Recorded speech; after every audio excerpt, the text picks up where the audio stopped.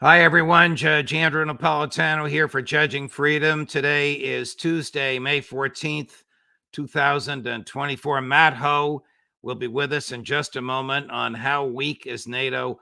What will NATO do when Ukraine collapses? But first, this. You all know that I am a paid spokesperson for Lear Capital, but I'm also a customer, a very satisfied customer. About a year ago, I bought gold and it's now increased in value 23%. So $100 invested in gold a year ago is now worth $123. If you have $100 in the bank, it still shows $100, but $100 in the bank is now worth 24% less. Inflation has reduced all of your savings, all of your buying power, and mine by 24%, and gold is largely immune from that. If you want to learn how gold will soon hit $3,200 an ounce, call Lear Capital, 800-511-4620, or go to LearJudgeSnap.com. Get your free gold report. Same experts who predicted the 23% rise that I've enjoyed have predicted this $3,200 an ounce gold. Learn about how to transfer this to an IRA. Protect your savings. 800-511-4620, LearJudgeSnap.com. Tell them the judge sent you. Matt, my friend, welcome to the show. Always a pleasure. How weak is Ukraine as a government? And, well, let me restate it. How weak is the Zelensky government as we speak? And how weak is the military as we speak? Thanks for having me back on, Judge. It's every week goes by, it becomes alarmingly more clear that this is a government and a military, a country that is teetering on collapse. It's this house of cards that we talk about all the time, and the conditions that this house of cards are set on, whether it be the government, the economy, the military, are continuing to be undone and worsened by decisions made by those in power, both in the U.S. And NATO and in Ukraine. And say, case in point, over a period of many months, the Ukrainians were launching incursions into the Belgorod region of Russia, and it's in the northeast part of Ukraine, essentially northeast of Kharkiv.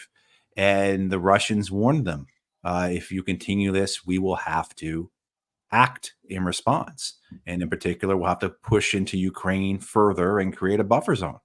And that's exactly what we saw happen in the last week as Russia pushed its forces out of the Belgorod region across the Ukrainian border into those parts northeast of Kharkiv, where there had been no front line.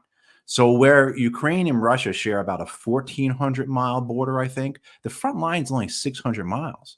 But through their stupidity, through their arrogance, maybe because they were trying to think 2 or 3 moves ahead, and somehow that by launching these attacks into Russia, it would cause something else to happen. What they got in response, though, was something that was very predictable and stated by the Russians, actually, that we will basically escalate this war. We will now, the Ukrainians have to deal with a much greater, a much longer front line. They have to divert troops, material, munitions from the other parts of the front line to support this new part of the front line. So, I mean, we see these decisions being made continuously by those in power, whether directly by the Ukrainians or pushed by those in the West, particularly the Americans, say, that are undoing at a very rapid and worsening pace, basically exponentially undoing Ukraine, whether it be in its government, whether it be its military, whether it be its economy, to the point where, you know, maybe a year ago we would talk about the dangers of collapse. Now it seems like we should be talking more about when will the collapse occur? How much longer can the Ukraine government stay afloat, basically? How much longer can it hold the front lines where it is continuing to be overpowered, overmatched? You know, and it's only going to worsen. Now, just finish with this, with the Wall Street Journal the other day had a story where in the last 6 months, the Russians have increased missile and drone attacks by a factor of 40, but by 45%. All right. So in the last 6 months, you've seen 45% more missile and drone attacks by Russia against Ukraine. And like that's only going to increase. The Russian defense industrial output is only increasing. It's only bettering from the point of view of the Russians, not from the point of view of the Ukrainians or NATO, of course. But I mean, so the situation is worsening because their adversary is smart, adaptive, prepares, plans, doesn't make stupid mistakes, doesn't do things irrationally, doesn't do things without understanding the consequences. Right. Meanwhile, the West and Ukraine continue to do these things that undo their position. President Zelensky's term expires a week from today on May 20th. He chose to cancel elections. Do you have any idea what will happen on the 21st? Who will be in charge of the government, and whether military officials would listen to whoever is in charge? Would it be Zelensky staying on? Would it be the head of the military? Would it be the general that he fired, who was his political adversary? Right. No, I mean, my understanding is that this is one of the reasons why Tony Blinken went to Ukraine this week, was to shore up and to really promote American support, the American backing of the Zelensky government. This is one of those things I was just talking about, Judge, where their decision making is incredibly poor, and they don't plan out or think out what the consequences are going to be. Look, I took part in Iraq and Afghan wars, and in one of my times in Iraq and in my time in Afghanistan, we had elections there. I mean, and the dangers, and I was involved, not so much in Iraq. Well, yes, I was in Iraq. In both Iraq and Afghanistan, I was very much involved in the election process there, and saw how corrupt it was and fraudulent it was, everything. But at least it provided that veneer, right? It supported a narrative that what the Americans were doing there was supporting or implementing or promoting democracy. I mean, that's all BS. But regardless, what you've done here by not having the elections in Ukraine, and you certainly could have the elections in Ukraine. Of course, you're not going to have the elections in the Russian-controlled territories. But you know what? Since 2014, you haven't had elections in Russian-controlled Crimea or in parts of eastern Ukraine that the Russians or their allies in eastern Ukraine were controlling. So, I mean, so it's an argument without any merit that we can't do it because part of the country is occupied. Meanwhile, in Afghanistan and Iraq, there is much greater danger to the polling places. If you're afraid the Russians are going to attack the polling places, which they're not going to do. But, certainly we did it in Afghanistan and Iraq, where the insurgency, the resistance targeted the polling places, and we knew they were, and they said they were going to. So, I mean, all the arguments why you can't have an election come undone based upon not just experience in other wars the United States has participated in, but in Ukraine itself. But now, without having these elections, you have an illegitimate government. And I don't think the Russians are going to do anything other than point out that fact over and over again. And now your narrative about democracies versus autocracies really starts to fall apart. Now, I want to ask you, and I will in a second, with whom the Russians would even negotiate. But before we do, since you mentioned this so crystal clear, cut 14, Chris. Here is Secretary Blinken earlier today with President Zelensky in Kyiv. The assistance is now on the way. Some of it's already arrived. More of it will be arriving. And that's going to make a real difference against the ongoing Russian aggression on the battlefield. And we're determined, along with many other partners for Ukraine, to make sure that you succeed on the battlefield. We're equally determined that over time, Ukraine stands strongly on its own feet, militarily, economically, democratically.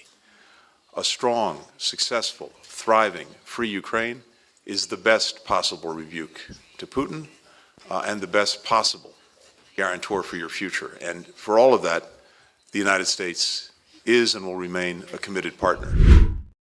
As I'm watching that, I thought of three things, one of which Chris, my executive producer, pointed out.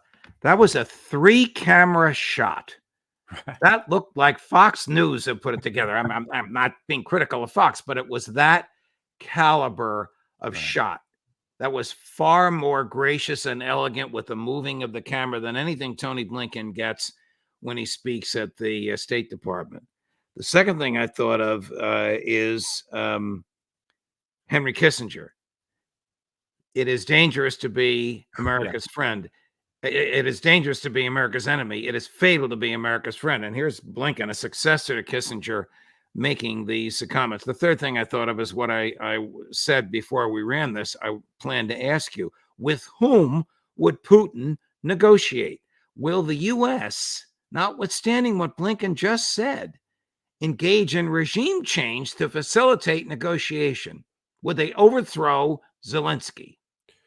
I think there's certainly the history in the United States to do so. Vietnam, of course, being the best example, say in 1963, what happens there, as well as pushing in both Iraq and Afghanistan. We saw this, pushing the political process to try and bend to the internal domestic political process of those countries to bend towards the American will. In Iraq, it wasn't ever really, they're never really able to do that to a degree. But in Afghanistan, they were, in terms of making sure Ghani was the one who replaced Karzai. I was there for that election. I saw how completely fraudulent it is. I mean, just a quick story on just how the United States will do whatever it takes to make sure these elections or whatever type of democratic process they'll determine to be necessary to make such a regime change palatable. I ended up on an Afghan military base in 2009.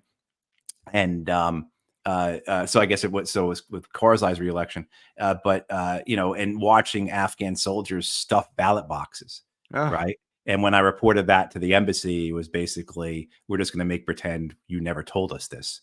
That was the way it works. And so the willingness of the United States to do whatever is necessary should not be doubted. I'll also say with Tony Blinken's statements there, that is literally a find and replace job on any of the speeches that his predecessors would have given in Iraq and Afghanistan. How we stand firm. We're looking forward to seeing an independent, successful, vibrant Iraq, an independent, successful, prosperous Afghanistan. This is the best rebuke to illiberal jihadism, to Al-Qaeda, to bin Laden, et cetera, et cetera, et cetera. So we've seen this over and over again. They are pulling from the playbook they've used before. And I think, sometimes just literally pulling the same speeches and just find and replace, key words, Iraq for Ukraine. But who would the Russians negotiate with? And the Russians know this. The Russians would negotiate with the U.S., regardless of whoever's sitting in that chair there. And I think that's what the American presence is saying right now, particularly with Blinken showing up, is that anyone who wants to remove Zelensky from power will have to do it in spite of us. So Americans, I think, are showing clearly that as bruised, as battered, as much as Zelensky does need to go, he is our man here. And until we say otherwise, he is the person, regardless of whether he's legitimate or not. And I can't stress enough how much this decision not to hold elections in Ukraine has very much undermined whatever little narrative that anyone actually believed in this war, which there are some circles that do. That any narrative has been completely undermined now, as you say, Judge, after next Monday, when he's no longer the legitimate president or leader of Ukraine. Here is our man in Kyiv, seated right across from Secretary of State Blinken. The same comments, the same room, the same press conference at which the three cameras were picking up the Secretary of State earlier today, cut number 13. Thank you so much. Thanks for coming to Ukraine, especially these days. Not simple period for Ukraine, and a tough period for the east of our country, for our warriors. Thank you that you came, especially these days, to support Ukraine. We need today 2 Patriots for Kharkiv region, because the people are under attack, civilians and warriors, everybody, they're under Russian missiles. Judge, real quick on the cameras. Again, I'll go back to my Iraq and Afghan experience, where I had a lot of political and development work that I did there. And what you're seeing there is the fruit of tens of millions of dollars that have been put through USAID into some type of media contract, media development program. So what you're seeing there is a showing off of what Oh man, likely you're tens of millions of dollars of 110% American correct. taxpayer dollars, right, have Right. gone for. Yeah. Right. I mean, that is a higher quality production than the president of the United States gets Right. when he's in the East Room. I'm exaggerating a little bit, but you're right. They Yeah. they outsourced that to some entity, probably Ukrainian, paid them twice or three times what they're worth because it's not their money. It's other people's money. It's the money that we Right. printed or borrowed and sent over there. Let me ask you, who or what succeeds President Zelensky? Do you know? Oh gosh, Judge, you quoted Kissinger. I'll quote Yogi Berra in terms, predictions are hard, especially when they're about the future, right? And I don't know. I mean, it certainly would, if this proceeds apace, and it proceeds apace in two ways, if there's a collapse, God knows what happens. If there's a collapse like we are all fearing, and I don't think anyone here is rooting for a collapse because we know what those consequences mean, the flood of refugees into the rest of Europe, the potential for further conflict, the fact that you would have a breakup of Ukraine potentially, and all those billions and billions of dollars of weapons going to where, let alone the potential of Poland going into Ukraine, Romania going into Ukraine, coming into contact with Russian forces. I mean, the idea of a collapse is a nightmare.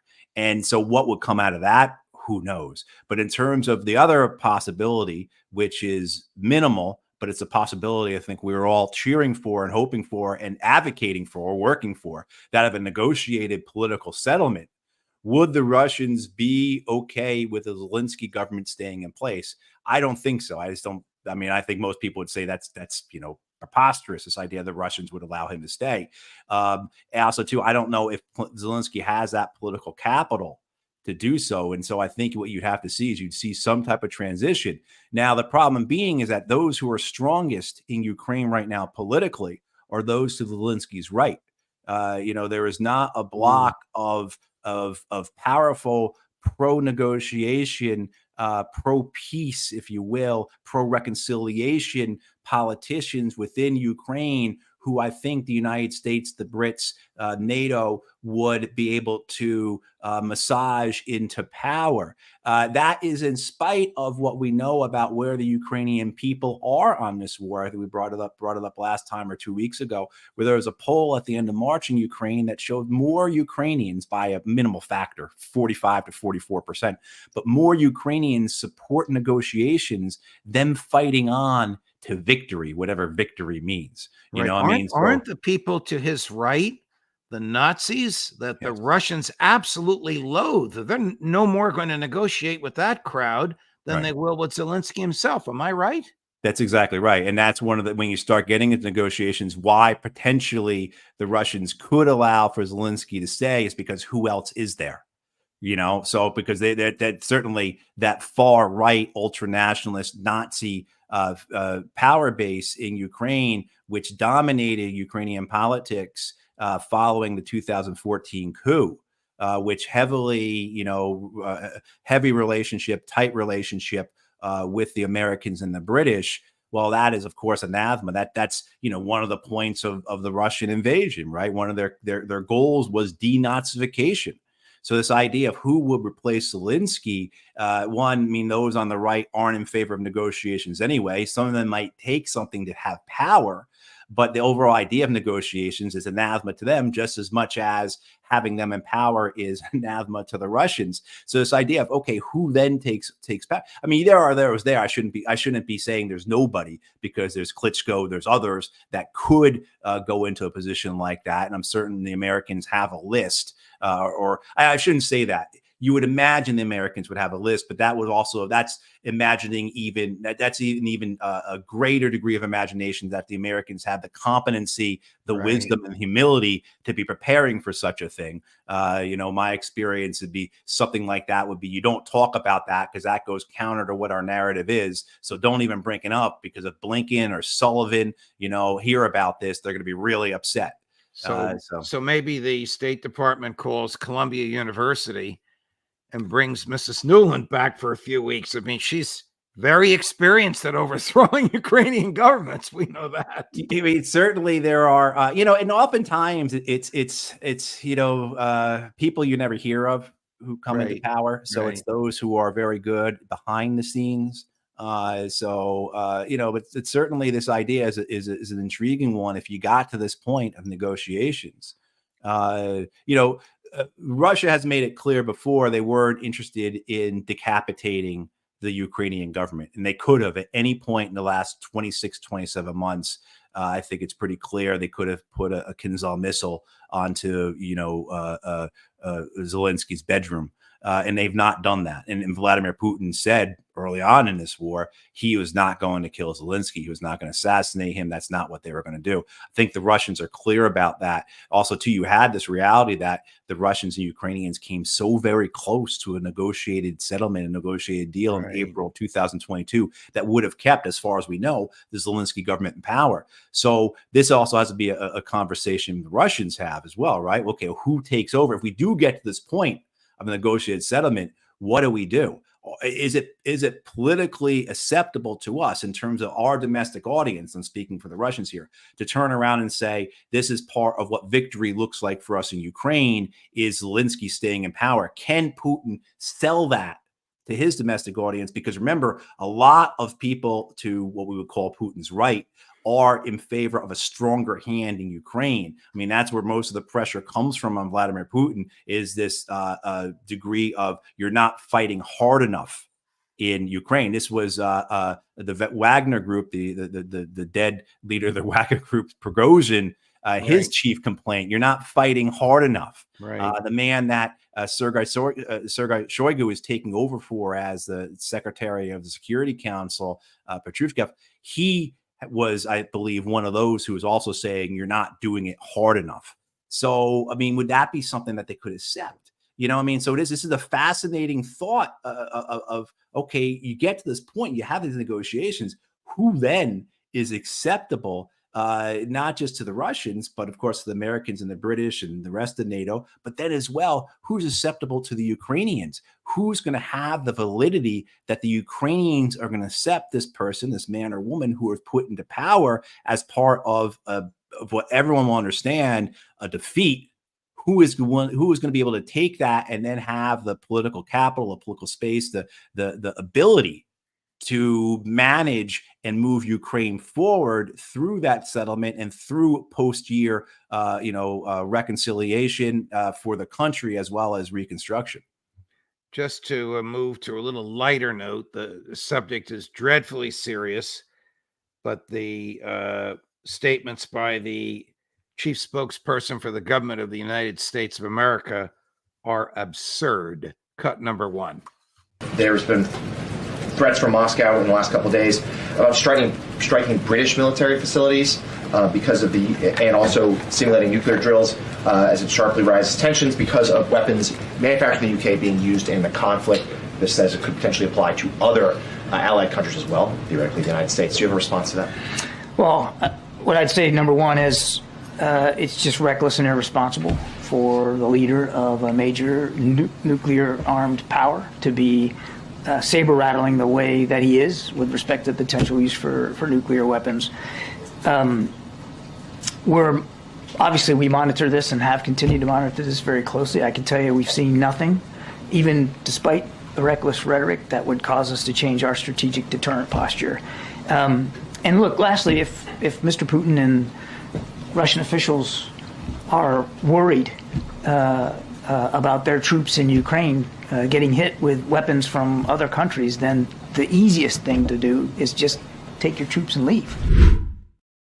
But that is just absurd for him to say that, to take your troops and leave.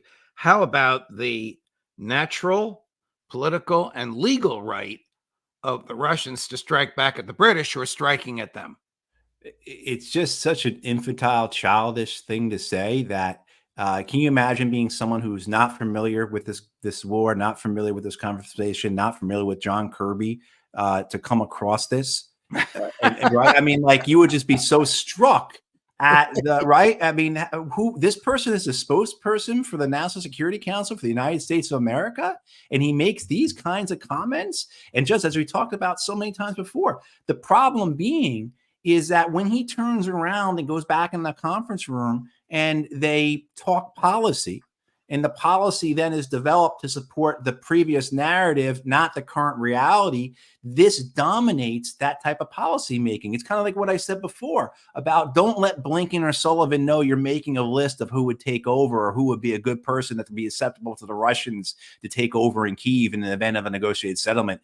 Don't let them know you're doing that. I mean, in this case, you have Kirby saying things such as this idea that, well, our position is they should just, if they don't like getting bombed, they should just go home.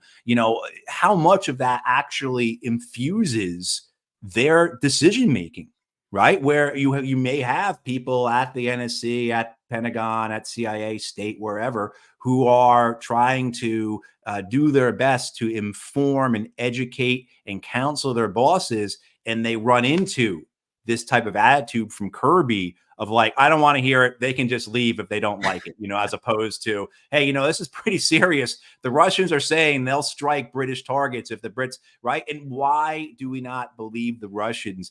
They keep saying, these people in power and their apologists on television keep saying that, well, we've shown that the Russians don't really have red lines. The Russians have said these things before. They haven't enforced it. And it's as if they've completely forgotten about what the Russians did in Chechnya, what the Russians did in Syria, what the Russians did in Georgia. The fact that, basically this invasion that occurs in February 2022 comes after almost a decade of the Russians trying to negotiate and saying, look, if you don't talk to us, we're going to have to do something. And of course, in December of 21, they make one last ditch effort. And you may scoff at what they put forward, but that's negotiations. You might look at what the Russians put forward in December of 2021 and say, this is ridiculous. But, as many say, including, say, Bernie Sanders, you don't go to the negotiating table asking for half a loaf of bread. Right. So this is what negotiations look like. It looks preposterous to you because you're on the other side, and what you put forward is preposterous to them. But when you completely refuse negotiations, when you give your adversary no alternative, and when you then go forward with this mindset backed by this rhetoric, and your policy is determined by your narrative as opposed to the other way around, well, what can your adversary do? And so the Russians at some point, God help us if this ever goes to this far, may well say, look, we told you we were going to strike these British targets if you used these British weapons against us. Thank you, Matt. A pleasure, my dear friend. Much appreciated. And we'll look forward to seeing you next week. All right. Thanks, Judge. Of course. Hit the thumbs up for Matt, hit the like and subscribe. Such a decent, charming, intelligent person. And I'm so happy he's a part of our team. Coming up at 3:00, Lieutenant Colonel Karen Kwiatkowski, and at 4:30 this afternoon, Scott Ritter. Judge Napolitano for Judging Freedom.